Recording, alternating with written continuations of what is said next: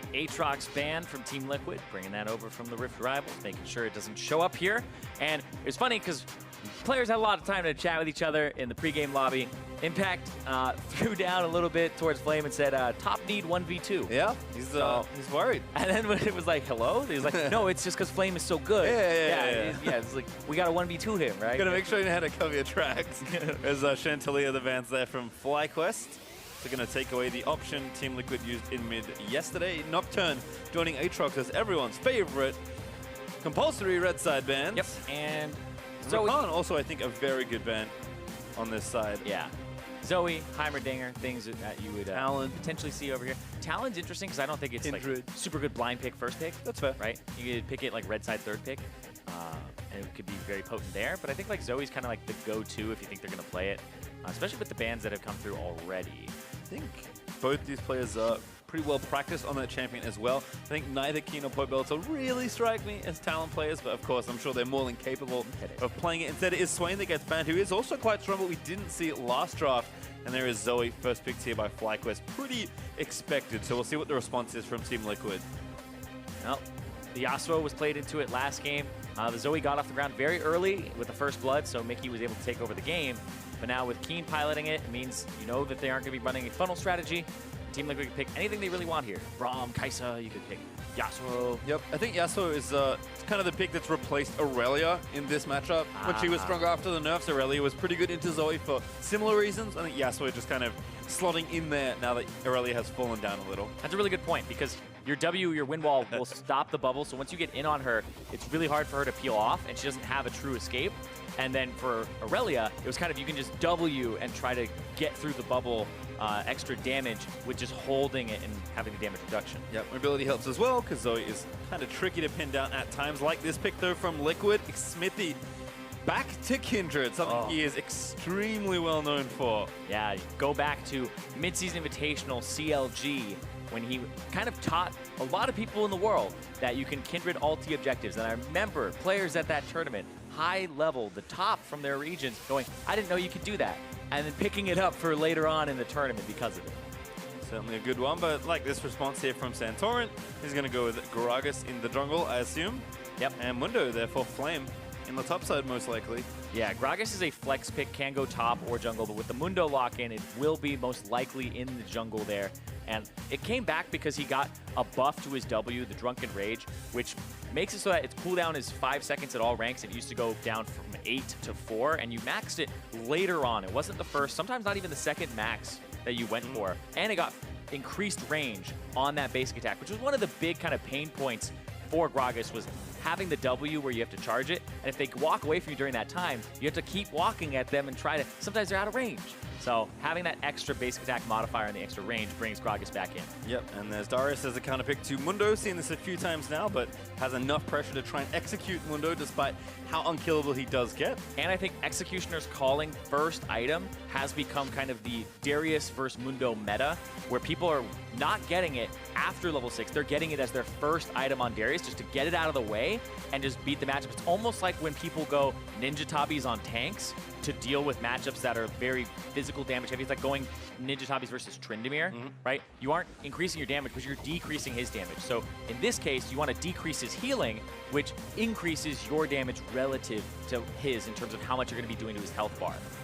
We'll see kind of how the rest of the phases move out. Timecatch Pike, 2 supports banned by Team Liquid, trying to secure that bot lane. FlyQuest also aiming there as Heimerdinger and Morgana will get banned away. Never thought I would see Heimerdinger banned away from DoubleLift, but this is the world we are currently living in of Liquid look to pick here in Phase 2. DoubleLift does this thing where he's like, I don't think this champion is good. Like in the lounge, week 1, I don't think Lucian is good. It's like, what? Then he started picking up Lucian again. It's like, you throwing people off your set? What are you trying to do? Do interviews where you say this champion isn't good and you pull it out when they don't expect it. But looks like FlyQuest don't want a fast one pulled on them at all. They're saying, nope, even though DoubleLift said he doesn't think Heimer's very strong, he's going to go ahead and ban it away here. Well, there's Alistar, presumably in support, so I wonder what Liquid's last pick here, and they probably need a mage, given how much AD they currently have, so we might get something here. I mean, Kai'Sa and Varus are both AP marksmen you can have here. Looks like Turtle is maybe thinking a similar thing, wanting to take away Varus here. I didn't dislike a lot of his hovers there. Like, Jinx is actually not awful. Yeah. She is very bad into things like the Alistar, but I don't think the Varus is that much better. But Jinx has a really good 2-item power spike now. She's not in this game, but just throw that off to the wayside and save it for a day where it is. Well, we'll see what the last pick is here. Olleh gonna have some fun with his lane mate. They need magic damage. I mean, they do. They absolutely do. Is this the D-tier Vladimir whipping it out to try and redeem himself? Get that tier list ready. Olleh was giggling, so I was like, there's no way he's just all right. messing around. But actually going to play I want to see that tier list at the end of this with a new DoubleLift Vladimir slapped on it. Where is he at? Because that V wants to redeem himself, to retake the course. All right, well, certainly the first time he showed off this pick, it did not look so great. So we'll see if he can indeed redeem himself here. Turtle on a more traditional marksman. I have to think he's going a crit build instead of, or something AD based, right? Because can you afford to do the Nash's Rage Blade build here on Varus still? Given how many magic damage sources you have? I think so. Okay. I think so. I think just the Rage Blade Nashers and all of that is really, really powerful. So his kit is primarily, even if you go crit build, his percent HP stuff is magic damage. So you can't really avoid it that much. So I do think it's a good pickup here. They have some good basic attack modifier people so that Braum is very good alongside. Also, Rage Blade alongside Braum means that you actually stack his passive faster. Yep. With the Rage Blade too. Seen that a lot with likes of Kai'Sa, with Lucian, plenty of those champions. I guess he doesn't build a Rage Blade. That would be kind of weird. Kog'Maw, that was the one I was thinking But you got me thinking about it, where Lucian could technically, with a Q and one attack, get a Braum passive fully stacked. So do have a dear old friend who currently casts the LPL who loves AP Lucian. Rusty, I don't think it's ever going to happen on stage, mate. I'm very sorry. We'll refocus though here. FlyQuest versus Team Liquid. As Team Liquid looking to have a better performance than yesterday and pick up yet another win and take possession of first place. FlyQuest looking for the big upset. And to even out their weekend will be a nice way to finish things off despite the loss yesterday. Yeah, for FlyQuest, really want to see how they bounce back from yesterday's game where they got decimated across the map. There was really nothing they could do about it except just have people play safer, build smarter, and kind of change. You know, I said there's nothing they can do about it. You know, there's everything they can do about it. How about that? They'll change it up a little bit. They had the game kind of from the draft phase, and it should have been something that they could win. And so FlyQuest here, it's really kind of proving that they can take down top teams. They've lost to Fox, TSM, 100 Thieves, and Cloud9. They've beaten teams that are around/below them in the standings, but they haven't really upset anybody. And when I think of FlyQuest, I don't think of those high moments where Clutch Gaming and even Golden Guardians have had. It's not characteristic of FlyQuest. They kind of play at a consistent level where the teams that end up being above them will beat them. The teams below them are the ones that they'll be able to take the wins off. Yep, so we'll see if we can take that consistency, all those learnings, and into a victory here versus Liquid. Vladimir with Coin. I actually have no knowledge on this. At all. I know that last time it was, I think it was double Relic Shield for them last time when they played this matchup. So interesting. It gives movement speed. It gives cooldown reduction. It gives him a little bit of passive gold generation. But pretty much nothing in terms of combat stats. We'll find that in a moment, as looks like trying to chase some people out of the jungle. Turtle, though, also being chased down. Lethal Tempo does proc, so he has that keystone this time around. So it looks like Santorin will safely start his red buff here. So kind of a late invade attempt there by Team Liquid, but no jungle taken away and no kills, unfortunately, for them. You can see Keane hanging out in the mid lane. He'll get things pushing, and definitely eyes here on DoubleLift to see how he can do, you know, round 2, chapter 2, perhaps, with this Vladimir. And this was the same picks here for both DoubleLift and Olleh. In terms of they had the Alistar and the Vladimir, seeing it as it was a combo. The phase rush for DoubleLift too. We've seen kind of Vladimir's be all over the place. Electrocute, Predator yesterday for Ryu. And the phase rush here for kind of a consistent source of having that that quickness in the fights, able to access the backline, but it's not on demand. You have to actually hit your spells. But hold on, speaking of on demand, Xmithie, level 2, going mid towards Keane, but Santorin's here too in the fog. Yep, looking for the knockup, does actually land it, but Santorin already here, so Team Liquid gonna do the smart thing and just walk away. No need to overplay that spot. Looks like though Santorin may be thinking about an invade here, gets a ward down, does see the Raptors, but maybe he doesn't fancy a fight right now. Headbutt though from Olleh. Santorin walks all the way topside. Yeah, but hey, remember they said you're gonna have to 1v2 top lane. Was Impact right? Looks like he was right. Maybe. Does spin the axe around. Santorin gets a knock-up though. Still holding on to the fight. Impact, I think, knows he's dead already. Got a Red barrel. buff applied, still going down. Santorin needs a little bit more. There's the W flash cleaver, and first blood to Santorin. Santorin gets the level 2 gank off. They knew he was on the top side of the map because they saw him when he tried to gank middle or counter gank mid. And Xmithie went off to the bottom side, so he knew there was no way this was countered. But Santorin's going to go into the jungle. It's a level 3 for Xmithie. He's got double buffs too, I think. Maybe jungling. Oh, Santorin might get some really bad news here. Yeah. If he body slams into the ground, Wait. it's going to be a tragedy. All right, gets over the wall instead. Yeah, he played that absolutely right, where he was waiting for Xmithie to show himself, and he saw the Impact TP'd back and started running towards the blue buff. So Impact was kind of securing that this was going to go over to Xmithie. So what gets traded here is Santorin trades his flash on this, and this is your Acer Predator replay, where he flashes, but then, oh, Olleh, dead! Nice snipe from Turtle. No time to revisit the first blood, because FlyQuest getting it done there in the 2v2. Yeah, they actually get the kill. This time it's not DoubleLift that dies, it's Olleh that dies very early on in the game. And we had to see what happens in that trade there, because I would assume that Olleh ends up getting caught just by a Q from JayJ, and then I don't think he's respecting the damage output. Potentially gets stunned very early, flashes the Ignite plus the finishing touch here. So let's see this one more time. This is your Acer Predator replay. For real this time. Yeah, walks up, face checks, gets hit once, hit twice, finished off, and then WildTurtle gets the hail of arrows. The flash, yeah. Too late, face checked it. And that's one where there's no reason to face check it. If he's there, ouch. If he's not there, I don't know what you gain in that situation. I don't think he's going to take a back timer that early either. That just seemed like it was too aggressive, especially when your jungler is on the top side of the map stealing the blue buff away. So there's no way he could ever help you. Yeah, Xmithie did do a pretty good job taking some jungle on the other side. Olleh actually roaming with him right now. Trying to give him a little bit of extra coverage as Olleh going to take down that Scry's Bloom as well. Xmithie also claims this crab on the right side. I believe he got both thanks to Santorin's very aggressive level 2 gank there in the top lane. And also Flame TPing back here to the top side. Impact has burnt his already, getting back with pretty meager assortment of items there. Flame feeling a bit more comfortable with a quick ninja tabi here. I always love watching this matchup between these two former LCK players. I guess OGN back in the day. OGN champions for Flame. Love me some CJ Antis Blaze back in the day, dude. That was actually my favorite team back then. Season 3. Love it. And Flame's a good player. Played in a lot of different regions. Played in LPL. Now, of course, playing in NALCS. Certainly has kind of restored a lot of that former glory and diversified. He would not be playing Mundo 4 years ago, Zirene. That's true. And I don't think Impact would have been playing Darius. Times have changed. He did play a lot of Jax, it's true. Things like Jax Shed. But I didn't think it would be the Darius. But I think both these guys have shown pretty much a lot of improvement across their careers, where Impact has diversified, gone for a lot of those aggressive champions, lane-dominant champions, and Flame has become more of a team player over time. These guys were kind of night and day in terms of differences that they had back when they were in Korea, where Impact was kind of the stable player who would sometimes go towards mid, give resources away to Faker, and also just be a split pusher, whereas Flame, he was pretty much just give me everything.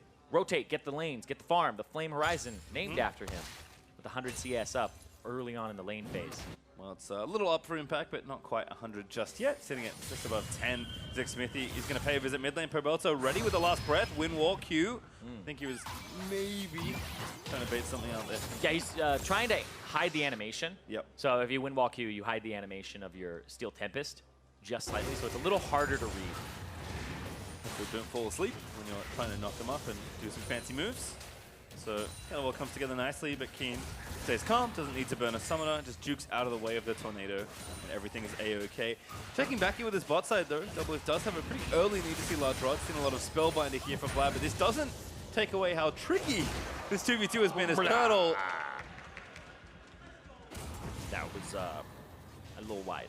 Bit of an airball there on the Varus ulti, but Yep. still the pressure there in the 2v2 for FlyQuest. Yeah, they have pressure, but with that ultimate down, it means that there's potential for a counter, where now that DoubleLift has his ultimate, as soon as Olleh has his, and I don't know when his flash is back up, Hex Flash doesn't give me information, so we'll see. I know he has Hex Flash, Zirene. That much I can tell you. Is Impact does get a nice trade there onto Flame, but Flame holding on pretty well, not falling too far behind. Impact, though, going to go looking.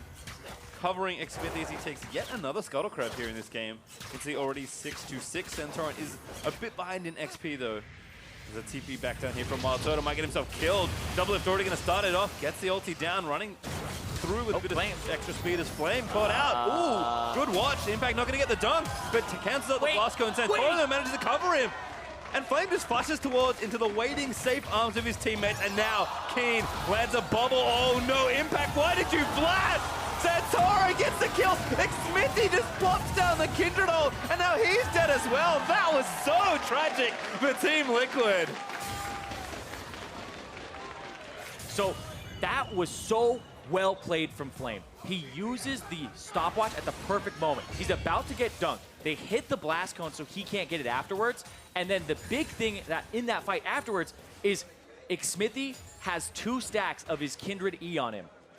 The final auto attack comes through and it wears off as it's in the air. The execute may have been enough there to finish off Flame if it actually landed, but it was just barely out of range. Well, the Shakespearean comedy of errors, but well played nonetheless. Yeah. Here for FlyQuest. Flame pops the ultimate, the dunk comes through. See how he's fully stacked with the gold rings around him? He's gonna flash away. That attack is not empowered for the execute because it wears off because of the hourglass, because of the stopwatch there, and they get to turn it around by milliseconds. Whoa. And Xmithie blows the ultimate too. He's not in range. Could have maybe flash ulti, but at that point, he blows his flash, he blows his ulti. 2 kills go over to Santorin, 3-0, and has the Runic Echoes completed now.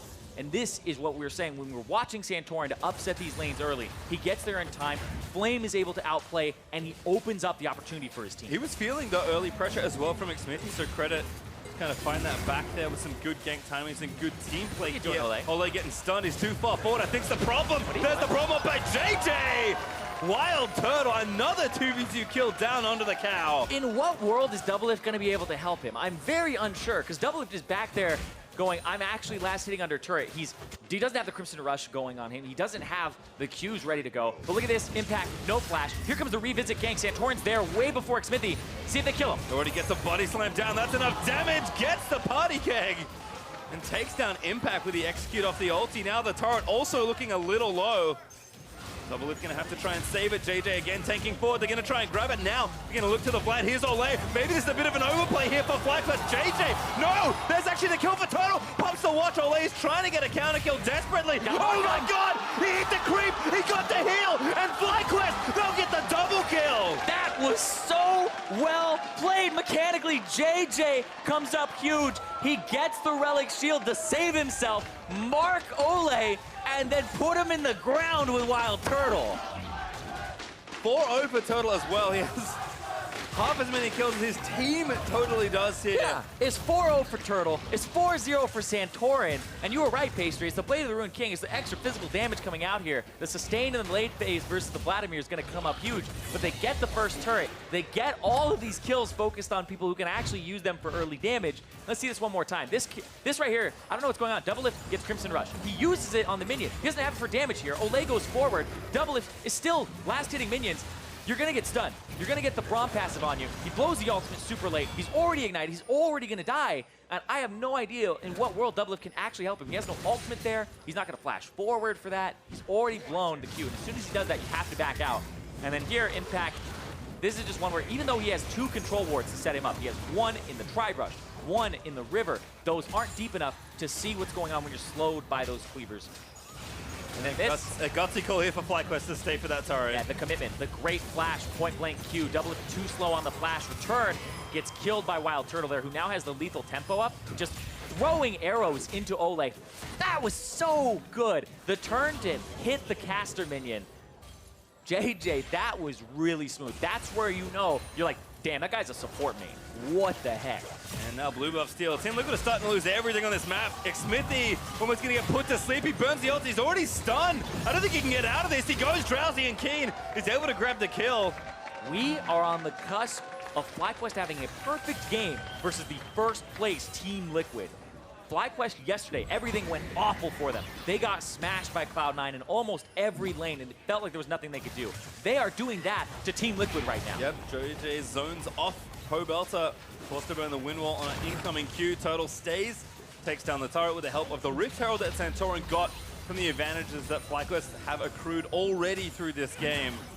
And look at that gold lead. We're at 5,000 up for Fly at 13 minutes into the game. There might even be a second turret here with the Rift Herald charge. I think so, and that means that impact coming down. Olleh! Yep, there's a Hex Flash to try and get engaged, try to zone them off. I mean, it'll help them a bit, but impacts come down from the top lane. The rotation from Santorin is to look towards the top lane now. It's always funny with that, because like, you're like, oh, it's just a Hex Flash, you didn't waste his Flash. Then you realize the only way you can use Hex Flash is when you don't have your real Flash. So it's never really that good news. This Flame, unfortunately for him, cannot finish off the turret in the top side. Impact makes it up in time to protect it for now, but it is almost no health left as Team Liquid go back, spend what gold they have managed to scrap off the ground at the mercy of FlyQuest early game right now. Exactly, and even with these things going their way, where Impact looked like he was having a really good lane versus Flame up in CS. The CS has been pretty much equalized off those 3 deaths from Impact. He got an early Executioner's Calling to try and deal with Flame. It's going to weaken his overall power against everyone else in the game, but it'll make him effective in the 1v1. But the 1v1 is already decided. It's already won by Flame in the fact that he got 1v2'd on the side of Impact. So you lost both your side lanes. Pobelter's kind of the one person who's sitting here with, sitting in the chair. This is fine. Everything's burning down around him. But he's going to have to become the carry later. And that's what the Alistar is for, the Alistar Yasuo combo, to potentially get a team fight. But this is going to be really rough for all of them. I want to say, like, I'm going to go through the checklist right now. This sucks for DoubleLift and Olleh. They're behind in the lane. Olleh hasn't been able to get pretty much anything here, and it's fed WildTurtle. And then for Impact, having 1v1 pressure, he has way less pressure now. And then Xmithie, Kindred, this is the worst possible situation to be in as Kindred. You've lost your outer turrets. You're never going to get those marks. He has 1 mark right now, and struggling to get a second one here. It would have to come off of a kill, but they have 0 kills. He hasn't been able to get anything on this Kindred. 15 minutes in, single mark, doesn't have that extra range, which is so pivotal to get the first 4 marks. Once you have those, it makes it so it's much easier to get your E. But look at this, Olleh caught again. Oh, no. Yeah, meanwhile, the assault continues here for FlyQuest again. They're going to burn him through the ulti. Olleh just dead to Turtle, who's dishing out too much damage. They also picked up the first break of the game and grabbed the Cloud. Now looking to siege down this tier 2. Yeah, when you have no threat because you pulverize the ground, slam it in anger, and then, oh, you're just going to get picked up there. That's another one where they catch Olleh, and his flash just comes off of cooldown. Team Liquid waving goodbye to their turrets as FlyQuest take another one here in the bot side. Keane getting annoying, trying to portal jump and throw Battle Stars through the jungle. Impact looking for the first kill. Scoreboard time for Dunkmaster Darius. Not yet. FlyQuest taking a tier 2 here in mid. Gonna let Flame just hang out as his team takes the rest of the map. Yeah, Flame just kind of holding strong in the top lane, making sure that he doesn't give anything over to Impact. We've seen what Darius can do. Darshan yesterday will remind you of what he did to Huni, where he just dominated that lane, dominated the entire game afterwards. And a fed Darius is very hard to deal with. Even Darshan in his post-game interview was saying, yeah, I got like 1 or 2 kills early, and the game was decided from there. Like, the game was pretty easy from there. And that's how Darius is. Get him ahead, and then he's able to snowball, but at that even point, struggles to really affect team fights. Well, it looks like FlyQuest do want to take out that top lane outer turret, so they're moving their dual lane there. Now Total with 2 items already finished at 16.5 minutes as he's grabbed the Hurricane. Should be easy enough to take down this turret. And you were absolutely right, Pastry. I gotta apologize. He went for the, I guess, on-hit build. Wonder if there's a Rage Blade in there later. Hope so. I'm a big Rage Blade fan. It's fun. He has lethal tempo. Makes sense to me. Yeah. But I think FlyQuest can talk about builds, as I have been hit or miss sometimes, but we just talk about the quality of play they've shown. Impact recalling in a silly spot, tagged again by this combo. Santorin, JayJ picking everybody off the rift. Oh no, maybe a little too far forward. Gonna try and go. JayJ jumps forward back to Santorin, but he's now caught. Liquid looking for the first kill. Kindred already down. DoubleLift. He finds a flash and gets the kill. It will not be a perfect game, but still FlyQuest chasing in. DoubleLift into the stasis. He's gonna go down to Flame. Now Fly still chasing. Flame flash forward. There's a great glacial fissure. Tags Xmithie with no ult. He will fall to Keane. And that's still FlyQuest. You know, okay, Team Liquid don't get a perfect game. 1 kill on the board, but 12-1. They have a 7,000 gold advantage for themselves. They just got another turret. They got that last outer. They might get Pobelter here. It'll be hard to actually get this Yasuo. Flame is just looking for a few more cleavers. Nice Doesn't dot. land the next one, so Pobelter will get himself out safely. Still turret over to FlyQuest as they're working on the top tier 2 as well. TP from DoubleLift to flank here. Doesn't have the ultimate, doesn't have flash. This is going to be so risky. He's not spotted by a minion wave. They don't know he's flanking just yet. They're going to see him right now. Another aggressive dive for FlyQuest could cost them. DoubleLift though, already taking so much damage. Flame is here pretty much perfectly in time, and now DoubleLift just has to juke out of the remaining skill shots. Does do so he will live. But Turtle and JayJ just Houdini out of that one. Kind of a testament to how much pressure and how far ahead FlyQuest are right now. Yeah, and right here, they spot the recall. They try to lock up Impact, and it's interesting because Xmithie has ultimate here, but he like never blows it. It's like, oh, what are they gonna do? They don't stun Impact, they don't proc the concussive blows, and then DoubleLift flashes to get the kill there, and then goes over, stopwatches, and Flame is just doing so much now. This Mundo, inevitability is that you come online, you really want to kind of stop that or slow it down, delay it as much as possible, and have the Darius snowball, and maybe not even see the Mundo get to this point. But now he's got so much armor. He's got 3 armor items in his inventory, or sorry, 2 armor items. He's got a lot of HP to boot, and that HP is pretty effective against AP because they're all mostly burst. So against this composition, I really like the idea of building armor first, then HP on top of that. So he's very, very tanky. He's hard to deal with. Team Liquid now have this behemoth in the top lane they have to worry about, and then all this other damage is coming from this fed WildTurtle Varus. And the tough thing is, Team Liquid are already losing every other lane. So now with Impact just not being as relevant potentially in his 1v1, with Flame now getting gifted over the advantage of the side lane pressure, FlyQuest can continue to do what they're doing, and that's run amok in Team Liquid's half of the map. Olleh, first get blown up. Keane had a free ignite. No! You gotta click him! Ah!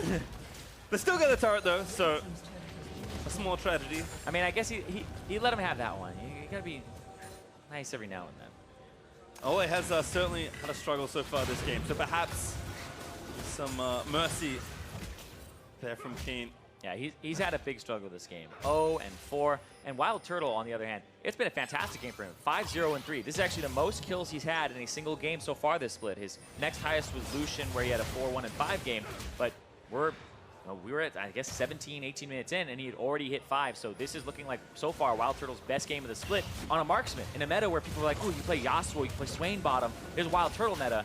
Seems like just sticking to some of these marksmen and actually beating DoubleLift and Olleh in the 2-on-2 is the formula they went for, and it's worked so far. Ooh, FlyQuest actually finally going to get caught here. They're going to try and finish the Baron. Xmithie can maybe do it again. They need to buy some time, but no, Santorin able to smite that down. Still Impact in the front line is going to die. Another kill goes as Olleh in the pit will fall as well. FlyQuest, a really good Baron call there, knowing how far ahead they were, knowing the pressure they had. And they picked that one up pretty cleanly. The Baron goes over, the kills go over, and they're still not really in threat of losing turrets, losing objectives. They can resec at the Ocean Drake, finish the top lane wave with the Mundo. And so FlyQuest, they're in a prime spot, 10k gold up, 21 minutes in, to end this in the next 4 or 5 minutes. Could have yet another fast game on our hands. FlyQuest have been, again, really good together. Seem to know what to do in these moments, so you have to think that well practiced in closing out this sort of game. For Team Liquid, it's, what can they show us? With a comp that just isn't something that we've been used to seeing. Liquid can win just about any game when they're playing their game, but once again, WildTurtle Vladimir, not something I would expect him to be able to carry on. If he was on something like Lucian, sure. He's won unwinnable looking games before with that champion, but once again, when Team Liquid deviate from their path, and again, I think they should be trying something, but it just does not look as good. Don't get me wrong, like Vladimir can carry these games, but he's not in a position to do so. He's behind. Olleh is blah. Whoa. All right. It's not can he. Would you expect WildTurtle Vladimir to? And the answer, from what we've seen so far, He's is in particular. No. Yes. We have not seen the signs that indicate that. Give him 50 more games on the champion. Maybe it would be something different. And it's not solely his fault that this game has gone as wrong as it is. FlyQuest have played so well to get to this point. They escort 2 minions in. They take 2 inhibs almost simultaneously in under 23 minutes. And yep, Flame picking up the slack. Gonna get that wave pushing there as well. Okay. WildTurtle's like, I want the farm. This is when you fight your teammates for the farm. It's like, no, this is mine. He is known for aggressive summoner spell usage, That's so true. an aggressive macro TP from Turtle. Wait, somebody cut the wave. Come on. No, instead it's 2 cannons being brought into bear with the turret in range. FlyQuest just have to be pretty patient here. Impact on the side. I think he's going to try to flank. There's the TP from DoubleLift. They're going to go for a counterattack now. DoubleLift not able to enter the fight just yet. They're not able to find the one they want. I think his home guard is worn off now. Really Flame is just zoning it. Yeah, I like the flank checking there from Flame.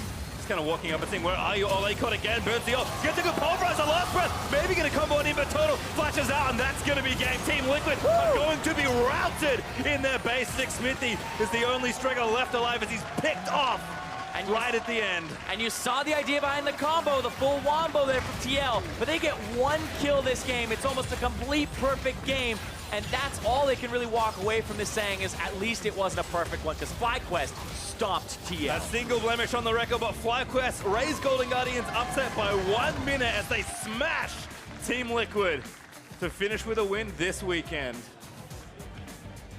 23 minutes and 52 seconds, and 19-1 in the scoreline. FlyQuest OP, man. Ooh.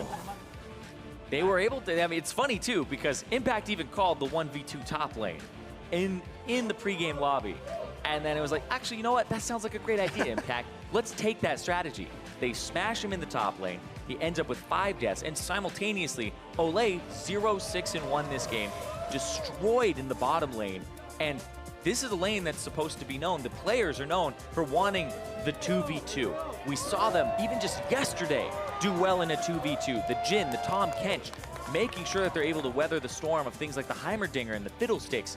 And now we see them drop when they try to attempt to play the mages again. It's 2 losses on the Vladimir, and there's 3 losses for Team Liquid total in the split. Yep, they were asked to rise to the challenge of playing a team like Team Liquid, and they do completely upset and push Team Liquid down a peg. They will not claim first.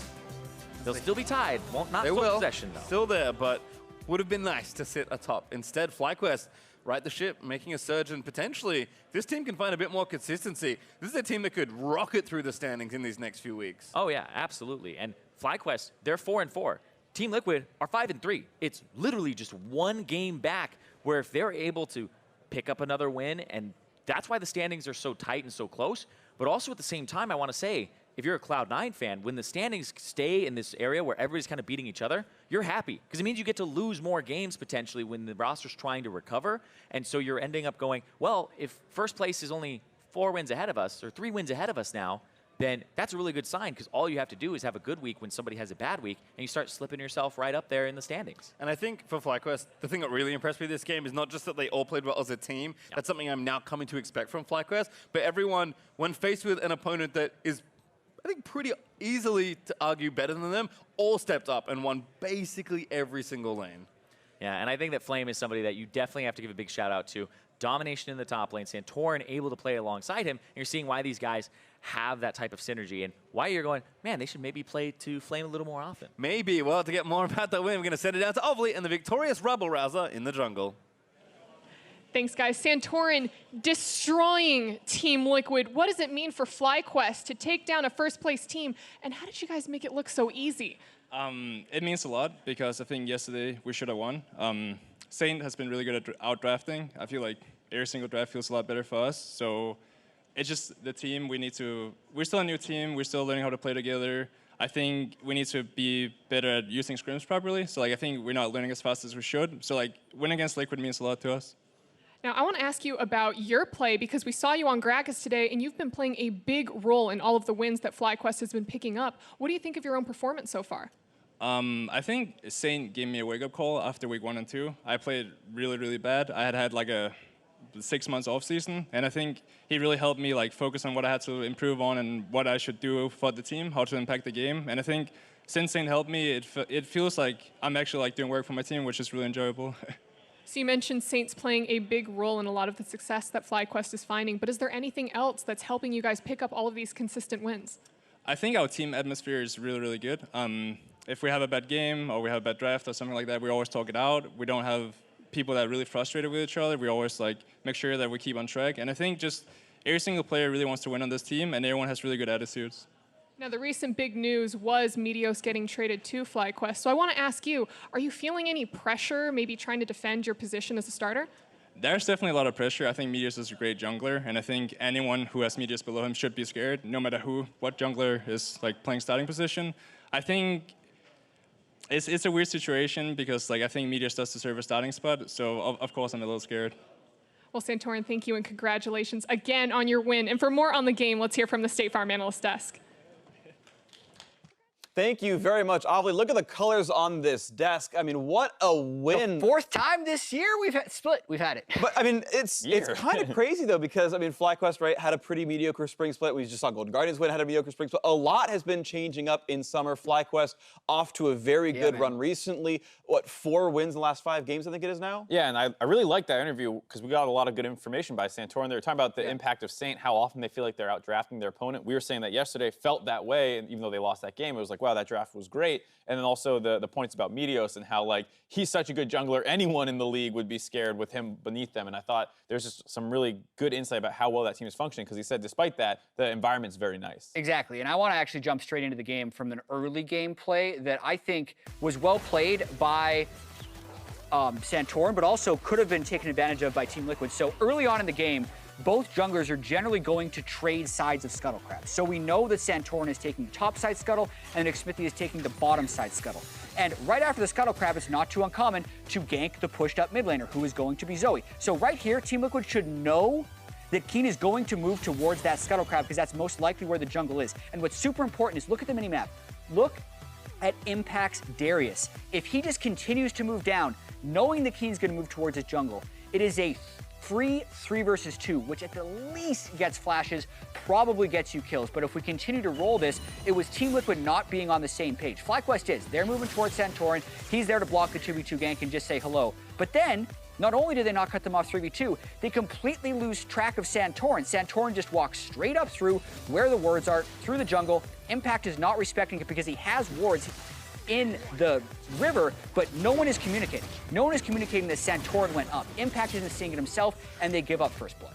And this is such a disappointing play from Team Liquid because it went from pretty much a guaranteed flash if they're communicating to, oh, they're still not communicating first blood. Huge swing. Yeah. It's probably a TL first blood if they just collapse with the pushed up Darius, and instead it's the other way. Yeah, I mean, it's actually sort of incredible how little then Darius did. I mean, this is an obvious counter pick. I saw the first 3 versus first 3. I'm like, wow, they got Kindred and a sick mid lane kind of pick and a sick top lane kind of pick. What a great draft for Liquid, and none of it came forward. Yeah, I mean, you also look at the bot lane where they have the Vladimir pick. I actually think DoubleLift played it mostly fine, but for whatever reason, whether it's Olleh, him, or the entire team, they don't work when DoubleLift is on the Vladimir pick. And the top side, communication issues caused them to lose up there. And then down in the bot lane, they were just getting blasted in the 2v2 while the rest of the map was falling apart. And so the great performance by JayJ, who subbed in here, was a huge factor in getting a lot of early kills down that bot side. Yeah, I don't think you can quite blame Vladimir itself. Like, it happened to be a common trend here where now about half of Liquid's losses have Vladimir, but like, why do you walk into a Braum as a level 3 Alistar?